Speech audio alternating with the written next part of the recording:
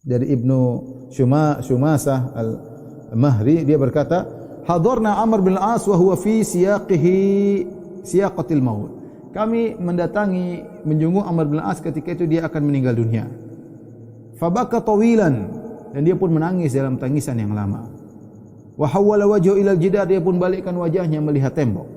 Faja'ala ibnuhu yaqul, anaknya berkata, mungkin Abdullah bin Amr bin Al-As, dia berkata, ya abatah, amma basyaraka Rasulullah sallallahu alaihi wasallam bikada, wahai ayahku, kenapa kau begitu? Bukankah Rasulullah SAW telah beri kabar gembira kepada engkau begini dan begitu? Amma basyaraka Rasulullah SAW bikada wa kada, bukan Rasulullah SAW telah menyampaikan kabar gembira untuk begini dan begini? Setelah dia balik, tadinya dia menghadap tembok, kemudian dia balik. Kemudian dia cerita, kenapa dia melakukan demikian? Kenapa dia menangis? Kenapa dia balik wajahnya? Padahal begitu banyak berita-berita gembira dari Nabi tentang Amr bin Al-As radhiyallahu ta'ala anhu. Di antaranya tadi, kata Nabi sallallahu alaihi wasallam, aslaman nas wa amana Amr bin Al-As. Orang-orang Islam, Amr bin Al-As tingkatnya lebih tinggi. Maka dia pun balik dari menatap tembok dan dia berkata, inna afdhala ma nu'iddu syahadata an la ilaha illallah. Perkara yang paling terbaik yang kita siapkan bertemu Allah adalah syahadat la ilaha illallah wa anna Muhammadar Rasulullah.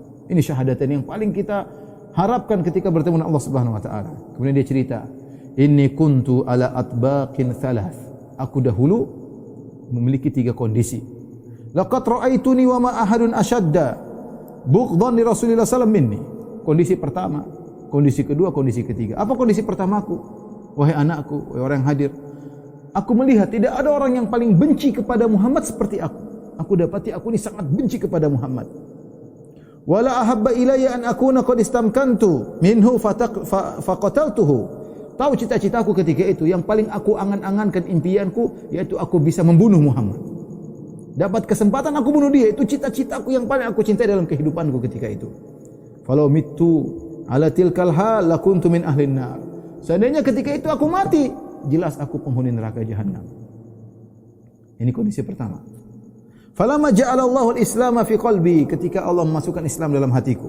Ataitu Nabi sallallahu alaihi wasallam, aku datang kepada Nabi, faqultu, aku berkata, ubsut yaminaka fala ubayyuka. Ya Rasulullah, bentangkan tanganmu, aku akan bait engkau. Fabasata yaminahu, maka Nabi pun membentangkan tangan kanannya. Qala faqabattu yadi, aku pun tarik tanganku, aku tidak jadi membaiat Nabi, aku tarik tanganku. Faqala malaka ya Amr, kata Nabi, kenapa engkau, ada apa gerangan dengan engkau wahai Amr? Kenapa kau tidak membaiatku? Qultu aradtu an ashtarit, aku ingin punya syarat ya Rasulullah untuk baiat engkau. Tashtarit bimadza? Kata Nabi, apa syaratmu? Kata dia, an yughfara li, aku ingin dosa-dosaku diampuni. Saya katakan tadi, Amr bin As tahu diri dia benar-benar banyak kesalahan terhadap Nabi sallallahu alaihi wasallam, terhadap kaum muslimin, bahkan cita-citanya membunuh Nabi. Itu yang paling dia cintai dalam kehidupannya, bisa bunuh Muhammad sallallahu alaihi wasallam. Maka Nabi mengatakan, "Ama alimta annal Islam yahdimu ma kana qablahu?" Wahai Amr, tidakkah kau tahu Islam menghapuskan dosa-dosa yang telah lalu? Wa annal hijrata tahdimu ma kana qablah, tidak kau tahu orang berhijrah dari Mekah Madinah akan menghapuskan dosa-dosa sebelumnya? Wa annal hajja yahdimu ma kana qablah, tidak kau tahu bahwasanya haji menghapuskan dosa-dosa yang telah lalu? Ya, inilah dalil kata para ulama bahwasanya haji sebenarnya dirajikan oleh sebagian ulama bahwasanya haji bukan hanya menghapuskan dosa-dosa kecil, untuk haji spesial menghapuskan dosa-dosa besar seluruhnya. Makanya Nabi SAW mengatakan, man hajja walam yarfuth walam yasuk raja'a min dhunubihi ka yaumin waladatu ummuhu. Barang siapa yang berhaji, tidak berbuat rafas, tidak berbuat maksiat, tidak berkata-kata kotor, dia akan bersih dari dosa-dosanya seperti baru lahir dari perut ibunya. Beda dengan umrah. Kalau umrah orang mengatakan yang beri dosa-dosa kecil, haji spesial. Oleh karenanya Nabi SAW menggandengkan haji dengan hijrah dan Islam. Kata Nabi, ama alimta ya Amr annal islama yahdimu ma kana qablahu, tidak kau tahu Islam, orang masuk Islam semua dosanya telah hilang. Orang berhijrah dosanya telah hilang, dan kalau orang berhaji dosa-dosanya telah hilang. Berkata Amr, wa ma kana ahadun ahabba ilayya min Rasulillah. Setelah aku masuk Islam, tidak ada orang yang paling aku cintai seperti Rasulullah sallallahu alaihi wasallam. Bisa berbalik subhanallah. Tadi Nabi orang yang paling dibenci, cita-citanya bunuh Nabi. Sekarang terbalik. Wa ma kana ahadun ahabba ilayya min Rasulillah, tidak ada orang yang lebih aku cintai daripada Rasulullah sallallahu alaihi wasallam. Wala ajalla fi aini minhu, dan tidak ada orang yang paling agung, yang paling karismatik di mataku seperti Rasulullah sallallahu alaihi wasallam. Wa ma kuntu utiqu an amla aini, seperti dia sudah sampaikan, aku tidak mampu memandang Nabi lama-lama.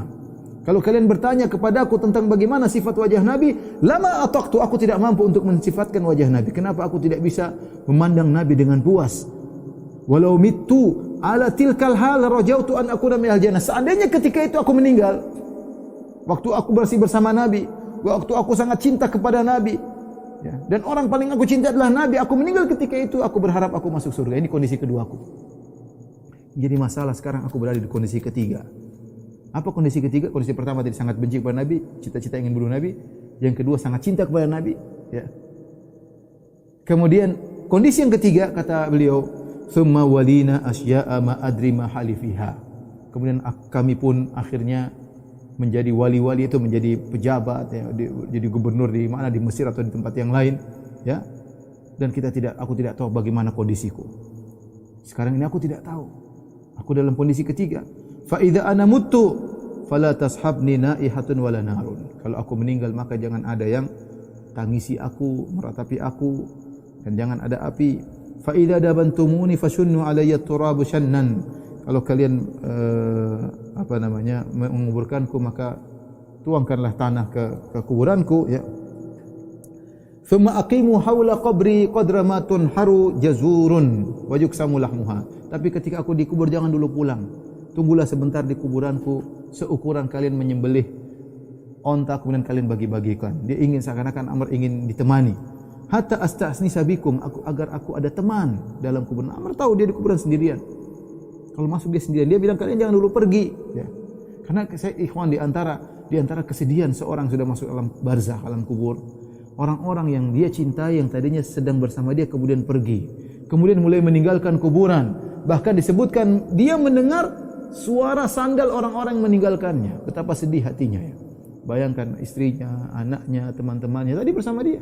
Kemudian mereka pergi dan dia dengar telapak kaki suara sandal yang semakin menjauh, semakin menjauh. Setelah itu datanglah malaikat Munkar dan Nakir untuk bertanya kepadanya. Kita akan mengalami itu. Kemudian berkata, "Hasta asta'nisa bikum, kalian jangan dulu pergi. Tunggu aku di situ, sekedar ukuran kalian menyembelih onta dan kalian bagi-bagikan. Segitu saja. Hatta asta'nisa bikum, sampai aku merasa dekat dengan kalian, yaitu kalian menemaniku. Wa anzura madza uraji'u bihi rasul rabbi, dan aku lihat bagaimana bisa aku jawab utusan Rabbku, yaitu malaikat Munkar dan Nakir." Inilah kondisi Amr bin As radhiyallahu taala anhu yang takutnya kepada Allah luar biasa, meskipun Nabi telah berikan pujian-pujian kepadanya.